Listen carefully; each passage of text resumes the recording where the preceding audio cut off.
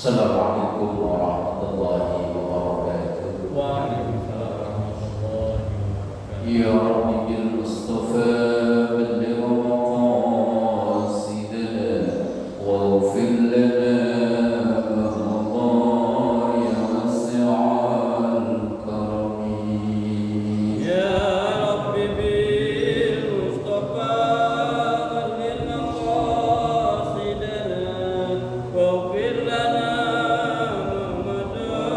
ya wasi'al karami. Astaghfirullah min qawli bila abadin laqad nasabtu bihi naslan lidhi uqumi. Ya Rabbi bil Mustafa balligh maqasidana waghfir lana ya wasi'al karami. دعا إلى الله فالمستمسكون به مستمسكون بحبل غير منفصم. يا ربي بالمصطفى بلغ مقاصدنا واغفر لنا يا واسع الكرم. اللهم صل وسلم وبارك عليه وعلى آله وأصحابه. الحمد لله وحده ثم الحمد لله الذي أرسل أنبياء ذوي فطانة بالصدق والتبليغ والأمانة. ثم الصلاة والسلام على طه رسول الله. ثم الصلاة والسلام على ياسين حبيب الله وعلى آله وأصحابه ومن تبعه بإحسان إلى يوم القيامة. سبحانك لا علم لنا إلا ما علمتنا إنك أنت العليم الحكيم. رب اشرح لي صدري ويسر لي أمري واحلل عقدة من لساني يفقهوا قولي واجعل لي وزيرا من أهلي. أما بعد. حضرات العلماء والقرباء وحضرات الجماعة musalla al-muhajirin, semoga kita semua selalu diberkahi, diridhoi dan dikaruniai sehat afiat, panjang umur dalam taat ibadah kepada Allah. Alhamdulillah rabbil alamin. Mengawali ta'lim malam ini kita bersama mendoakan kedua orang tua kita, guru-guru kita, para pendahulu kita, semua orang yang berjasa dalam hidup kita, terkhusus yang telah memperjuangkan berdirinya musalla dan majelis ta'lim al-muhajirin ini. Kita berdoa untuk anak cucu kita, semoga semua dijadikan salih salihah, keluarga sakinah mawaddah warahmah, rezeki yang halal dan barakah. Kita doakan apabila ada yang sakit, keluarga kita, jamaah kita atau warga kita, semoga diangkat penyakitnya, dikaruniai sehat afiat. Ala hadiniyah wa ila hadratin nabiyil mustafa Muhammadin sallallahu alaihi wasallam wa ala alihi wa ashabihi wa azwajihi wa dhurriyyatihi wa ahli baitil karam wa jami'i ummatihi minal muslimin wal muslimat wal mu'minin wal mu'minat aina kanu, khususan wal hadha kitab asy-syaikh bil mu'ti Muhammad Umar an-Nawawi al-Jawi al-Bandani syai'illah lahu al-Fatihah. أعوذ بالله من الشيطان الرجيم. بسم الله الرحمن الرحيم. الحمد لله رب العالمين الرحمن الرحيم مالك يوم الدين. إياك نعبد وإياك نستعين اهدنا الصراط المستقيم صراط الذين أنعمت عليهم غير المغضوب عليهم ولا الضالين. Bismillahirrahmanirrahim. Melanjutkan ngaji kita dari kitab Nihayatuz Zain, masih dalam bahasan faslun fi kaifiyatis salati al-muta'alliqati biwajibin, atau dalam bab rukun-rukun salat. Wa anshiruha, dan yang ke-10 dari rukun salat, yaitu tasyahhudul akhirun, membaca tahiyat akhir. Yang disebut tahiyat akhir itu wa huwa ma yu'aqqibuhu salam, tahiyat yang nanti setelah tahiyat itu langsung salam. Karena tahiyat ada dua, yang satu dihukumi wajib, yang satu dihukumi sunnah. Yang tahiyat awal itu termasuk sunnah abad. Kalau lupa atau tertinggal maka diganti dengan sujud sahwi. Sementara yang kedua itu tahiyat akhir, termasuk rukun sholat. Kalau itu tidak memenuhi syarat maka rukunnya tidak sah. Kalau rukun tidak sah maka otomatis sholatnya batal. Wa aqalluhu ay wa akmalut tasyahhud, atau wa aqalluhu yang paling singkat dari bacaan tahiyat itu adalah at-tahiyyatu lillah. Assalamu alayka ayyuhan nabiyyu wa rahmatullah wa barakatuh. Salamun alayna wa ala ibadillahis salihin. Asyhadu an la ilaha illallah wa anna Muhammadar Rasulullah. Tahiyat itu bacaannya sampai situ. Nanti yang selanjutnya itu sudah rukun berbeda. Maka kalau tahiyat awal ya sampai situ aja, sampai syahadat.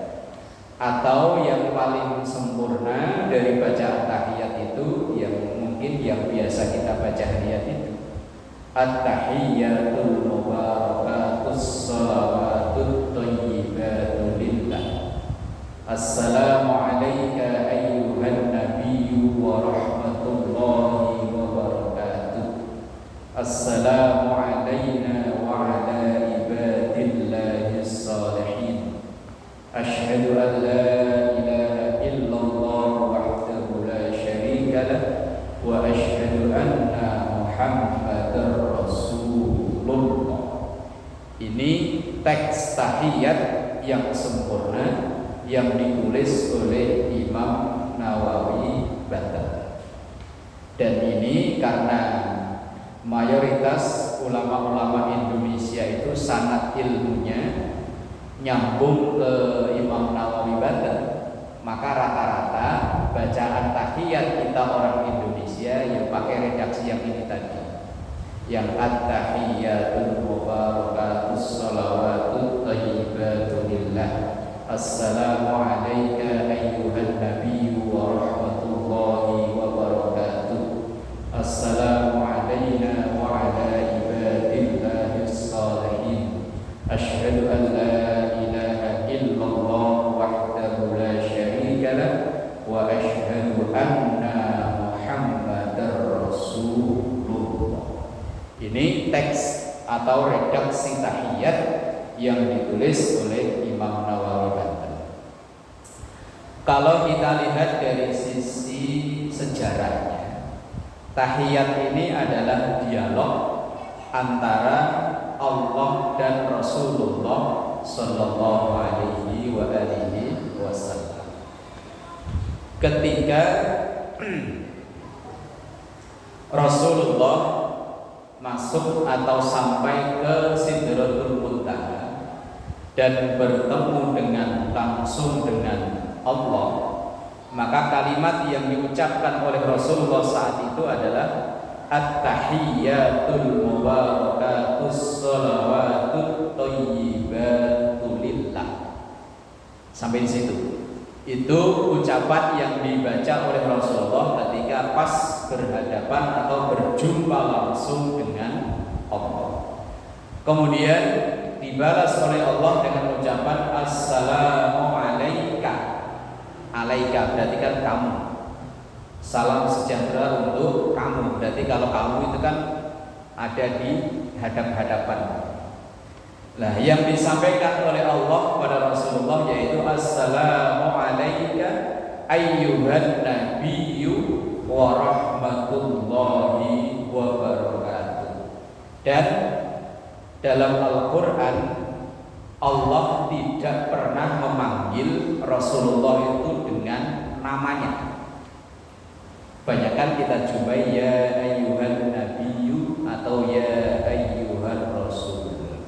Oleh para ahli tafsir dimaknai bahwa ketika Allah memanggil nabinya tapi tidak disebut nama, disebut dengan gelar, itu sebagai bentuk penghormatan. Begitupun kita ini, kalau seseorang yang kita hormati, biasanya kita memanggil malah tidak namanya. RT kita panggil T, RW ya W, kan bukan namanya ya. Kalau Pak Guru ya Guru, kalau memang dia Haji Pak Haji, yang dipanggil gelarnya atau titelnya. Ini sebagai bentuk penghormatan. Lah kita kadang sama orang-orang tua kita ya, untuk menghormati ya tidak memanggil namanya. Kadang kita untuk menghormati istri aja kadang nggak manggil namanya lah ya, malah manggil mama atau yayang beb. Gimana Pak? Manggilnya apa? Yayang beb, yayang beb gitu ya. Iyalah biar kelihatan kayak anak muda. Ini sebagai bentuk penghormatan, dan Allah itu sangat memuliakan Rasulullah sehingga memanggil pun gak pernah namanya langsung. Lah kadang ada orang dengan songongnya langsung memanggil namanya. Wong Allah aja enggak begitu. Ya terbukti dalam lafaz tahiyat ini Allah memanggil Rasulullah, assalamu alayka ayyuhan nabi. Salam sejahtera untukmu wahai Nabi. Enggak langsung wahai Muhammad. Enggak. Ini sebagai bentuk penghormatan. Kemudian ketika Allah memberi salam kepada Rasulullah ini, Rasulullah menjawab, assalamu alayna wa ala ibadillahis shalihin. Salam sejahtera untuk kami. Berarti Rasulullah yang didoakan bukan hanya dianya, bukan hanya beliau sendiri, tetapi untuk kita semuanya. Maka langsung ditambah lagi wa ala ibadillah, dan untuk semua hamba-hamba Allah as-shalihin yang saleh. Ini bagian dari perjuangan Rasulullah ketika beliau mendapatkan kesempatan kehormatan berjumpa dengan Allah. Kalau dalam bahasa kita menyebut nama kita, mengajukan proposal supaya memperoleh keselamatan, yaitu dengan assalamu alayna wa ala ibadillahis shalihin. Kemudian ketika para malaikat menyaksikan dialog antara Allah dan Rasulullah ini, langsung malaikat berucap, asyhadu an la ilaha illallah wahdahu la syarika lah wa asyhadu anna Muhammadar Rasulullah. Ini awal atau asal mula cerita kisah dari tahiyat itu sendiri, yaitu ketika peristiwa Mi'raj, Isra Mi'raj, Rasulullah dipertemukan langsung dengan Allah, terjadi dialog dalam tahiyat yang kita baca sehari-hari itu. Bismillahirrahmanirrahim. Karena tahiyat ini termasuk rukun qauli, rukun bacaan. Rukun bacaan kan dalam sholat cuma 5: takbiratul ihram, baca Fatihah, tahiyat, sholawat, dan salam ke kanan. Karena ini termasuk rukun qauli, maka wajibu mura'atu hurufahu falau abdala harfan minhu bi akhar lam yasihhu. Karena ini termasuk rukun qauli, rukun bacaan, maka wajib menjaga huruf-hurufnya. Sama seperti Fatihah, huruf-hurufnya tidak boleh tertukar. tidak boleh menambah atau mengurang. Ya, harus pas seperti bacaan yang kita bacakan. Kemudian watajibu dan wajib muwalatuhu bi alla yufassila baina kalimatihi bi ghairiha walau min dzikrin aw qur'anin. Wajib membaca tahiyat itu dengan berkesinambungan, enggak boleh terputus. Kalau terputus maka diulang lagi. Misalnya terputusnya tahiyat itu semisal walau min dzikrin, walau semisal dengan membaca zikir. Umpama ketika kita lagi tahiyat, at-tahiyatul mubarakatus shalawatut thayyibatu lillah, kemudian kita bersin. Bersinnya karena itu bukan di luar kemampuan kita, tidak memutus bacaan tahiyat. Tetapi ketika bersin, refleks kita mengucap alhamdulillah. Kalau alhamdulillah ini kan seperti kesengajaan kita. Kalau bersin kan bukan kesengajaan. Lah bersinnya itu tidak memutus tahiyat, tapi zikirnya mengucap alhamdulillah, ini yang memutus tahiyat. Kalau tahiyat bacaannya terputus, maka harus diulang dari awal, sama kayak Fatihah. Misalnya baru maliki yaumiddin, teman sebelah kita bersin, wahai, dia mengucap alhamdulillah, kita dengar langsung mendoakan yarhamukallah misalnya. Sah salatnya sah, tapi Fatihahnya terputus, tahiyatnya terputus, karena ini rukun qauli itu harus dibaca tanpa boleh disela, tanpa boleh dijeda dengan bacaan-bacaan lain. Maka harus sampai selesai. Lah baru kalau sudah selesainya tahiyat itu ya sampai syahadat itu, sampai asyhadu an la ilaha illallah wa la syarika lah wa asyhadu anna muhammadar rasulullah, sampai di situ. Setelah itu tahiyat selesai. Tapi kalau sebelum itu maka tidak boleh disela-sela, walau min dzikrin, walaupun dengan semisal bacaan zikir, atau al-Qur'anin, atau dengan Quran, dengan bacaan ayat Quran. Ini rukun qauli, rukun yang berupa bacaan itu tidak boleh disela-sela dengan sengaja. Kalau tidak sengaja seperti bersin. Kalau orang latah gimana? Orang latah itu aslinya gimana sih? Dia itu sengaja gak sih? Ketika ia kaget misalnya, kemudian terus mengucapkan kalimat-kalimat tertentu. Pernah nyurvei nggak, tanya orang latah itu? Dia latah lagi, tanya lagi. Lah ya umpama ada, biasanya perempuan sih ya. Laki ada nggak? Ada. Ada ya. Lah misalnya orang latah, ketika dia latah mengucapkan kalimat-kalimat tertentu itu di bawah kendalinya atau tidak? Di luar kendali ya. Kalau di luar kendali berarti nggak mutus. Walaupun dia mengucapkan, biasanya kalau orang latah malah nggak pantas ya ucapannya ya. Tapi di luar kendali Pak. Nanti dalam bahasan batalnya sholat itu dibahas.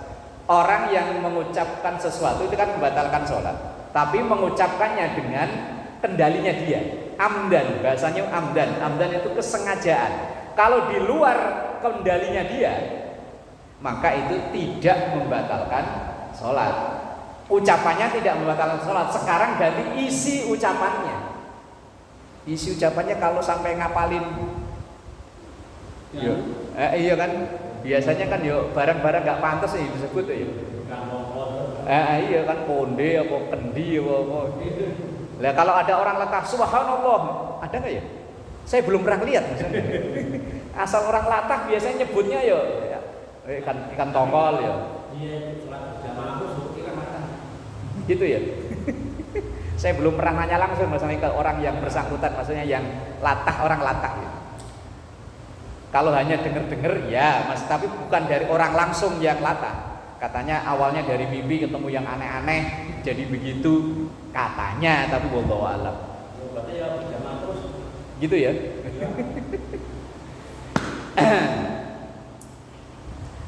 Bismillahirrahmanirrahim. Wal hadi asyara, yang 11. Tadi yang 10 rukun sholat itu membaca tahiyat sampai dengan syahadat, itu bacaan tahiyat yang sempurna.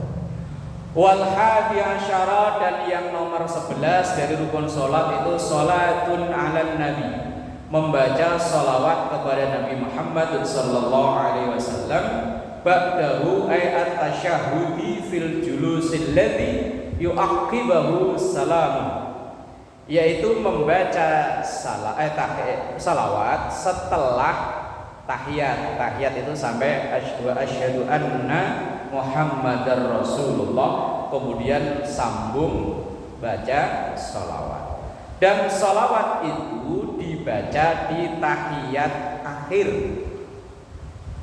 Kalau tahiyat awal nggak perlu. Tapi kalau kebablasan, biasanya kalau kita sholat sering kebablasan, ya apalagi kita jadi makmum, kita bacaan udah sekelar, imamnya belum, itu kadang ya lanjut. Wa sholli ala sayyidina Muhammad wa ala ali sayyidina Muhammad. Begitu imam berdiri baru ngeh, oh iya tahiyat awal ya. Ya wis, nggak sampai membatalkan sholat. Apalagi kalau dia seorang imam dengan alasan takhfif. Takhfif itu meringankan sholat. Justru malah makruh ketika tahiyat awal ia menambahkan bacaan sholawat. Ya cukup asyhadu an la ilaha illallah wa asyhadu anna Muhammadar Rasulullah, langsung diri lagi. Kalau dia imam, kalau dia makmum ya tergantung. Kalau memang ada waktu jeda daripada ngalamun, daripada bengong, ya wis lanjutin rokok. Tapi ya sebaiknya tidak. Wala tusytaratu, dan tidak disyaratkan al-muwalatu, kesinambungan, bainaha, antara baca salawat, wa bainat tasyahhud, antara baca tahiyat. Jadi boleh jeda antara asyhadu an la ilaha illallah wa asyhadu anna Muhammadar Rasulullah, kan tahiyat, berhenti, jeda umpama, kemudian baru membaca salawat. Bal law fasala bainahuma bi dzikrin aw du'ain jaza. Bahkan seandainya antara tahiyat dan sholawat itu dipisah dengan zikir atau dengan doa, hukumnya boleh. Cuman tidak diajarkan oleh guru-guru kita dulu. Guru-guru kita dulu ngajarinya kan kalau sholawat selesai baru baca doa, Allahumma inni a'udzubika min adzabil qabri, dan seterusnya. Tapi seandainya asyhadu an la ilaha illallah wa asyhadu anna Muhammadar Rasulullah, kemudian kita jeda, kita salat dengan Rabbana atina fid dunya hasanah wa fil akhirati hasanah wa qina adzabannar, baru Allahumma shalli ala, dan seterusnya, boleh. Cuma ya tadi yang diajarkan oleh guru-guru kita tidak seperti itu. Wa aqalluha, dan yang paling sedikit atau paling ringkas orang membaca salawat itu Allahumma sholli ala Muhammad. Di situ paling ringkas. Lah yang nambah sayyidina, dan nanti kita bahas. Wa sunnah, dan disunnahkan fi tasyahhudin akhirin, di tahiyat akhir ditambahkan salatun ala alihi, menambahkan sholawat kepada alihi, keluarga Nabi. Wala tusannu fil awal, dan tidak disunnahkan di tahiyat awal, tidak disunnahkan membaca sholawat untuk keluarga Nabi. Libinaihi ala takhfif, karena mendasarkan supaya sholat itu ringan, sholat itu tidak terlalu lama. Wasawaun fi dzalika, dan sama saja al-munfarid, baik sholat sendiri, wal imam, dan imam, walau li mahsurina ridwan bit tatwili khilafan lil awradi. Berbeda kasus kalau misalnya sholat di satu masyarakat itu terbiasa sholatnya lama. maka imamnya tidak dihukumi makruh menambahkan wa ala ali sayyidina Muhammad di rakaat atau di tahiyat awal. Tapi kalau sholatnya biasa cepat, ya wes tanpa membaca sholawat untuk keluarga. Nah, kemudian membaca sholawat dengan menambahkan sayyidina. Kalau di dalam sholat memang terjadi perbedaan. Misalnya, saya kutipkan, kalau dalam kitab Fathul Mu'in itu ada redaksi yang berbunyi wala ba'sa bi ziyadati sayyidina qabla Muhammadin, dan tidak mengapa menambahkan lafaz sayyidina sebelum lafaz Muhammad. Ini di dalam salat ya, bukan di luar salat ya. Di dalam salat wala ba'sa bi ziyadati sayyidina qabla Muhammadin, maka tidak ada hukum apa-apa menambah lafaz sayyidina sebelum lafaz Muhammad. Berarti baca salawatnya Allahumma sholli ala sayyidina Muhammad. Itu yang kita pakai sehari-hari yang gitu. Tapi dalam kitab lain, misalnya dalam kitab Nihayatuz Zain itu ada keterangan adalah al-ityanu bilafdhis siyadati. Ini sama-sama ulama Syafi'iyah. Syafi'iyah itu artinya murid-murid Imam Syafi'i. Penulis kitab Fathul Mu'in menyatakan tidak ada hukum apa-apa, berarti boleh menambahkan lafaz sayyidina sebelum lafaz Muhammad. Nah, sementara penulis kitab Nihayatuz Zain beliau mengatakan bahwa al-ityanu bilafdhis siyadati, yaitu sebaiknya meniadakan lafaz sayyidina sebelum lafaz Muhammad itu di dalam sholat. Ini sama-sama murid Imam Asy-Syafi'i saja berbeda pendapat.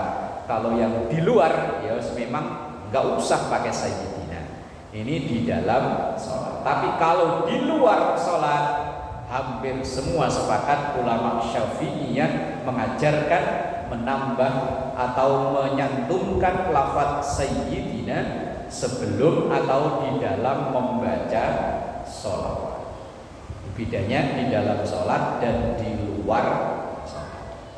Lah kemudian di situ ada lafaz wa ala ali sayyidina Muhammad, berselawat juga kepada keluarga Nabi Muhammad. Lah yang dimaksud keluarga Nabi Muhammad itu siapa?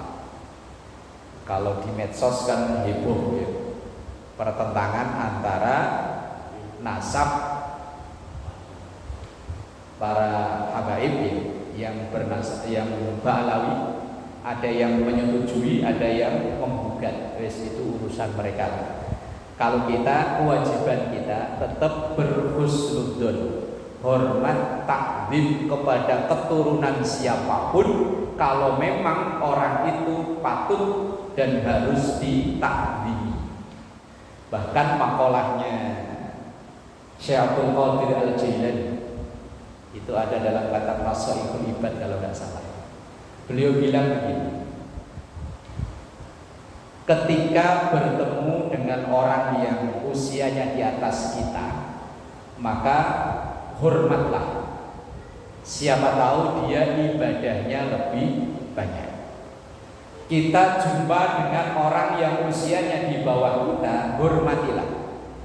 Mungkin bisa jadi dia dosanya lebih sedikit.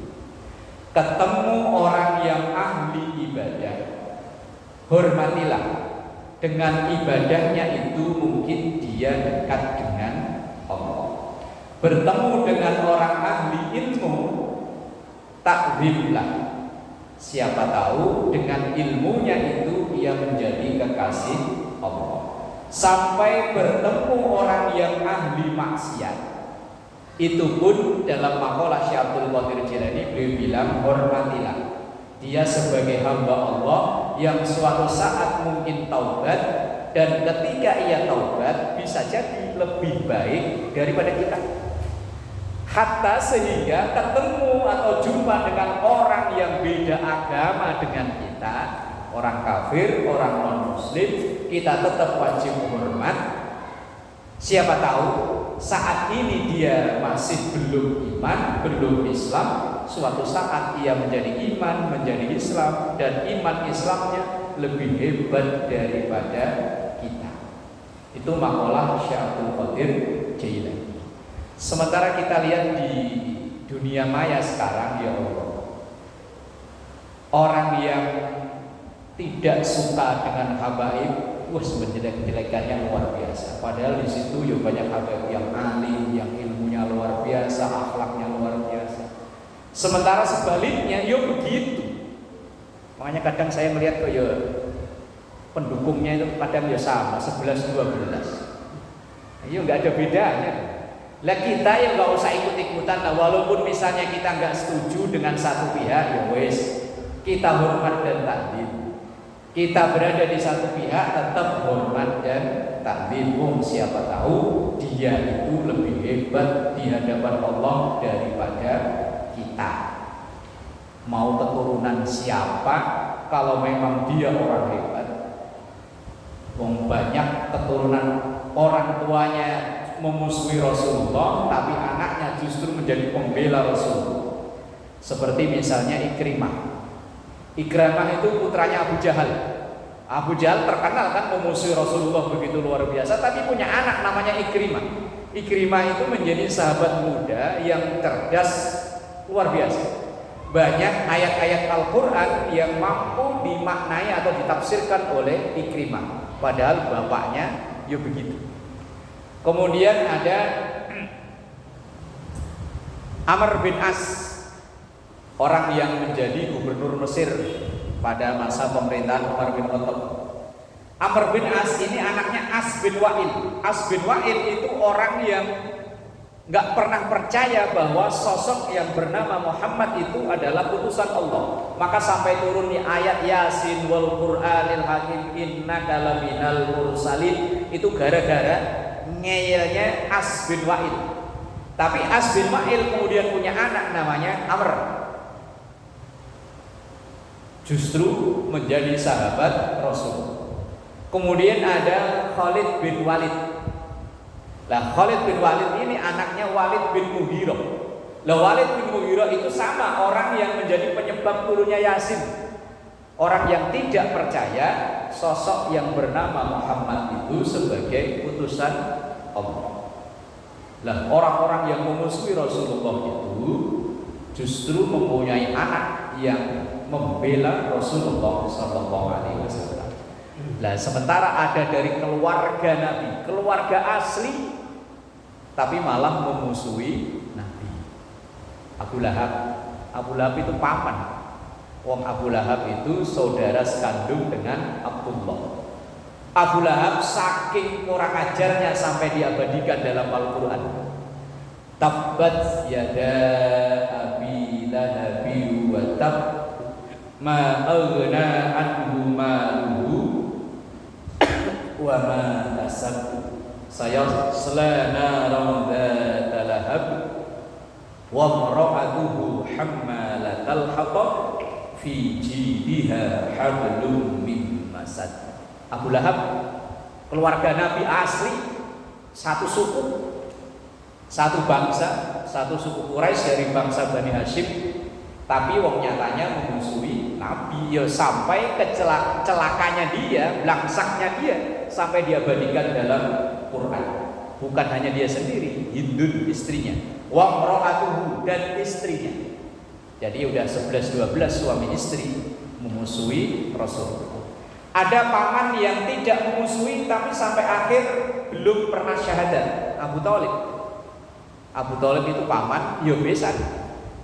Paman karena sekandung dengan Abdullah, besan karena Abu Thalib punya anak laki-laki Ali, dinikahkan dengan putri Rasulullah Fatimah. Besan ya paman, tapi sampai akhir hayat belum iman. Nah itu apakah termasuk yang didoakan wa ala alihi? ketika kita bersalawat ke Allahumma sholli ala sayyidina Muhammad wa ala ali sayyidina. Lah ali itu artinya kan keluarga. Apakah orang-orang yang seperti Abu Lahab itu masuk dalam keluarga? Nah, ini kita bahas. Saya kutipkan dari beberapa kitab. Misalnya dalam kitab Kashifatus Sajah. Kashifatus Sajah itu sarahnya kitab Safinatun Najah. Kitab tipis yang banyak dipelajari menjadi dasar fikih dasar di pesantren-pesantren atau di majelis taklim. Yang dimaksud dengan Allahumma sholli ala sayyidina Muhammad wa ala ali. Ali itu artinya keluarga. Siapakah keluarga Nabi? Dalam kitab Kashifatus Sajah, wa hum al-mu'minuna. Mereka itulah orang-orang yang beriman. Walau kana usatan, walaupun dalam imannya itu ia pernah melakukan maksiat.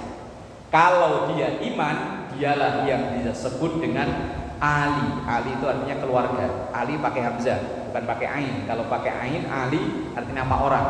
Tapi kalau Ali keluarga. Kemudian wa alihi wa hum jami'u ummatil ijabah.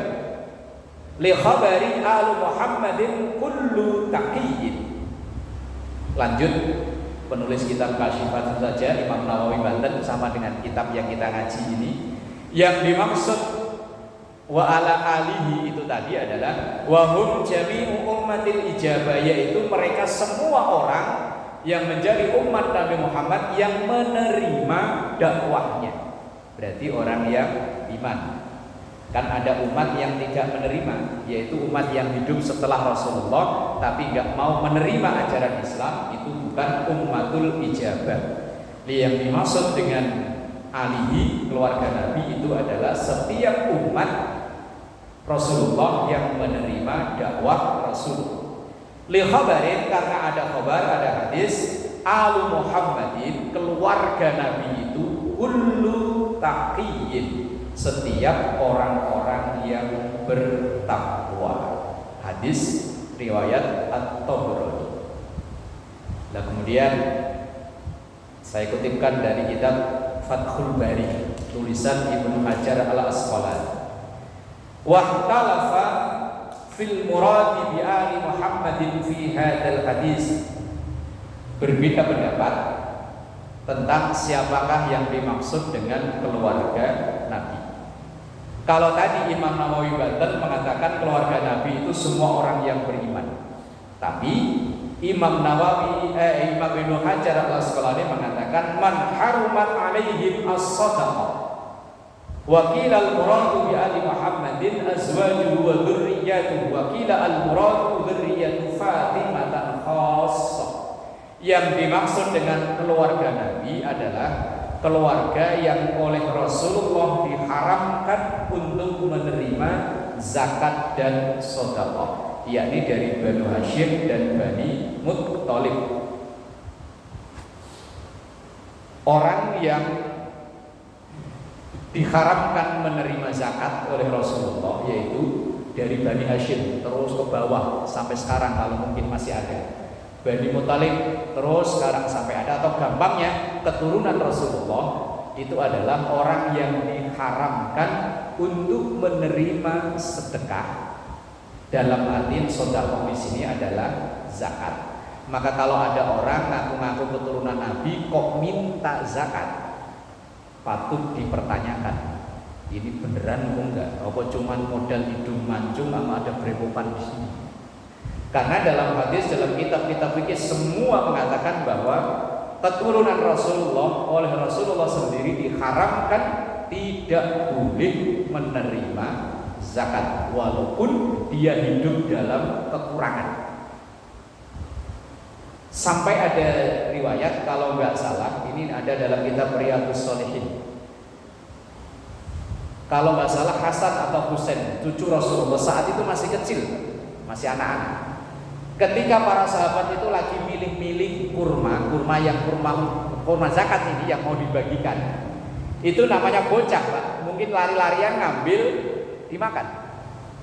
Ini dalam keterangan dalam kitab Riyadhus Shalihin. Begitu kurma yang dimakan oleh cucu Rasulullah, wallahu alam saya lupa Hasan atau Husainnya. Begitu dimakan oleh Rasulullah, kemudian ditepuk-tepuk ininya loh Pak, supaya makanan itu keluar lagi.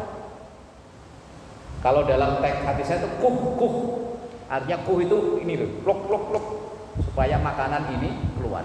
Nah ini makanan yang sudah hampir ketelan saja, yang masih anak kecil, oleh Rasulullah disuruh keluarin lagi. Karena Rasulullah sudah mengatakan bahwa keluargaku haram hukumnya untuk menerima zakat atau memakan atau mengambil harta zakat. Nah, makanya kadang konon katanya orang-orang yang dalam tanda kutip ngaku-ngaku dzurriyyah Nabi tapi datang-datang minta zakat. Ya kita kalau tahu ya wajib untuk menolak. Karena haram hukumnya para orang-orang yang atau keluarga Rasulullah itu menerima zakat. Itu keluarga Nabi. Imam Ibnu Hajar Al-Asqalani mengatakan adalah dari Bani Hashim, dari Bani Muthalib terus sampai ke bawah, dan diharamkan untuk menerima zakat. Kemudian ada keterangan dari Imam Al-Halal.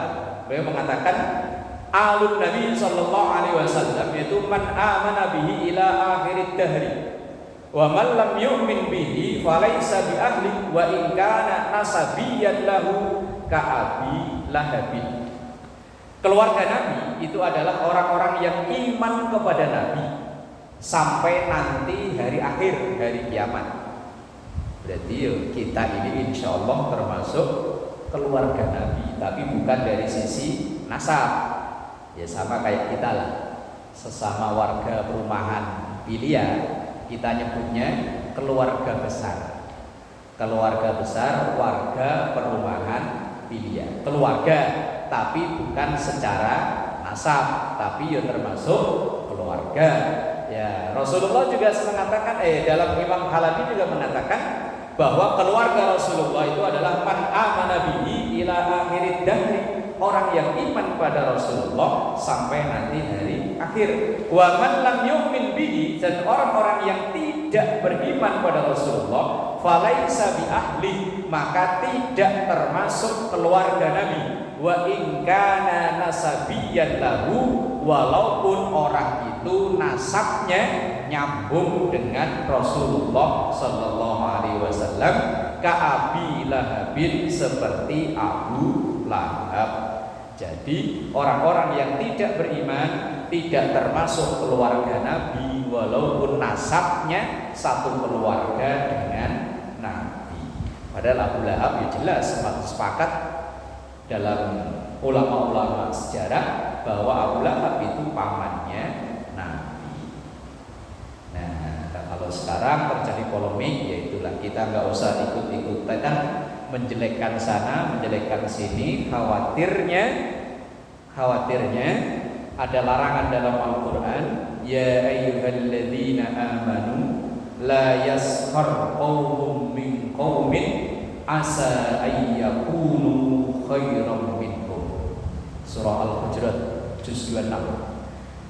Ya ayyuhalladzina amanu, wahai orang-orang yang beriman, la yaskhar, jangan merendahkan, qaumun, satu kaum dengan kaum yang lain, asa ayyakunu khairan minhum, karena bisa jadi orang yang kita rendahkan itu ternyata lebih baik, lebih mulia daripada kita. Nah, di media sosial yang mendukung Kiai Iman menjelek-jelekan habaib, yang mendukung habaib menjelek-jelekan Kiai Iman dan pendukungnya. Kalau kata saya ya 11-12. Qurannya sudah bilang la yaskhar qaumum min qaumin asa ayyakunu khairan minhum. Wes jangan menjelek-jelekan sono walaupun kita tidak setuju. Karena bisa jadi dia lebih baik, mereka lebih baik daripada kita. Kalau melihat di media sosial ya Allah, sampai orang-orang yang diakui kealimannya yos diusik-usik wes lah. Zaman sekarang ini ibarat kita yang suruh lari dari gawang ke gawang aja nggak kuat, bisa kritik Messi, Ronaldo bisa kita kritik. Wah, aturan gocek kanan dikit tendang gol. Aturan. Emang kita bisa apa? Suruh lari dari gawang ke gawang aja mengap-mengap.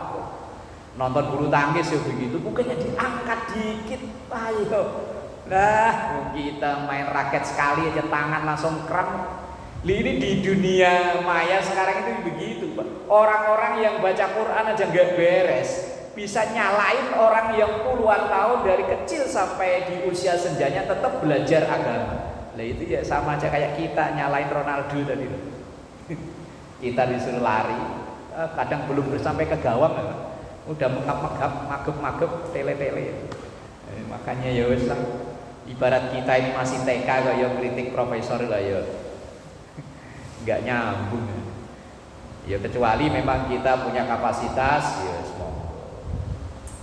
Jadi jemaah yang dimuliakan Allah, itu salawat kepada Nabi dan juga ada keluarga Nabi. Nah, yang dimaksud dengan keluarga Nabi itu adalah mayoritas ulama mengatakan kullu taqiyyin, yaitu setiap orang yang bertakwa. Keluarga maksudnya bukan dari keluarga dari sisi nasab, bukan. Kalau dari sisi nasab ya jelas, kalau enggak ada bukti nyata ya kita keturunan siapa, wallahu alam. Di zaman Nabi kalau diurut-urut kita ini mbah kita siapa ya? Apa Abu Jahal atau Buah ya kita nggak tahu lah ya. Yang penting dalam Al-Quran ada bunyi ayat inna akramakum indallahi atqakum. Mau keturunan siapa, mau dari bangsa apa, yang paling mulia di sisi Allah adalah orang-orang yang